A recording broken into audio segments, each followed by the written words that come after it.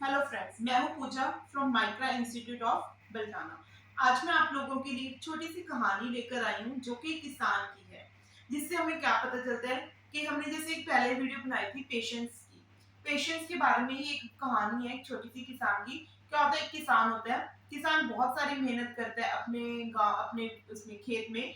तो क्या होता है, वो कहता है कि मैं इस बार इतनी खेत की फसल करूंगा, अपनी खेत में फसल करूंगा कि मेरे घर परिवार को कोई दिक्कत ना आए। लेकिन वो इतनी मेहनत करते हैं, लास्ट में क्या होता है, कुदरत को भी ये करना होता है कि कहते हैं ना, जितनी ज्यादा कोई मेहनत करता है उतनी ज्यादा भगवान उसके पीछे पड़ जाता है कई बार।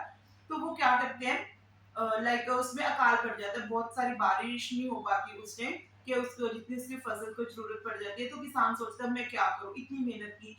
लेकिन वो तब भी हार नहीं मानता कभी भी। तो उसमें क्या है, वो कभी भी हार नहीं मानता, वो सोचता है कि मैं अपने परिवार को तो खाना खिलाना ही है।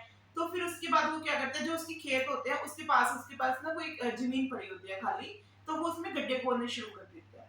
तो एक गड्ढा खोदता है, वो थोड़ा सा गड्ढा खोदता है। उसमें क्या होता है कि वो सोचता है कि इसमें पानी नहीं आया, अगला गड्ढा खोद देता है। वो एक एक मीटर, एक एक दो दो मीटर का गड्ढा खोदता जाता है। उसमें किसान ने बहुत अपनी जमीन में बहुत सारे खड्डे खोद लिए, लेकिन कहीं से भी पानी ना आया। तो लास्ट में जाके किसी का घर होता है उस साइड। तो वो कहते हैं कि कर क्या रहा है, तो कहते हैं मैं पानी निकालने की कोशिश कर रहा हूँ, मेरी फसल है जो सूखती जा रही है और जिससे मैं अपने घर परिवार का उनको रोटी पानी नहीं प्रोवाइड कर पा रहा हूँ। तो वो क्या कहते हैं इससे अच्छा तुमने इतनी मेहनत कर ली।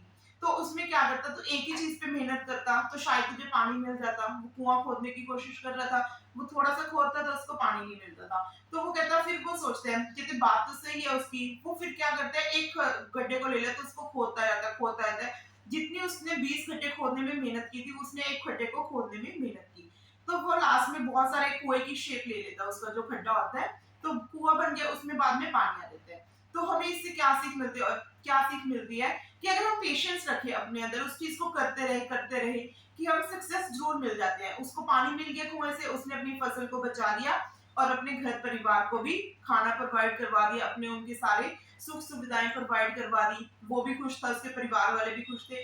इस कहानी से हमें ये सीख लेना चाहिए कि हमें अपने अंदर पेशेंस रखनी चाहिए। ऐसा नहीं है कि थोड़ा सा कर दिया छोड़ दिया, थोड़ा सा कर दिया छोड़ दिया।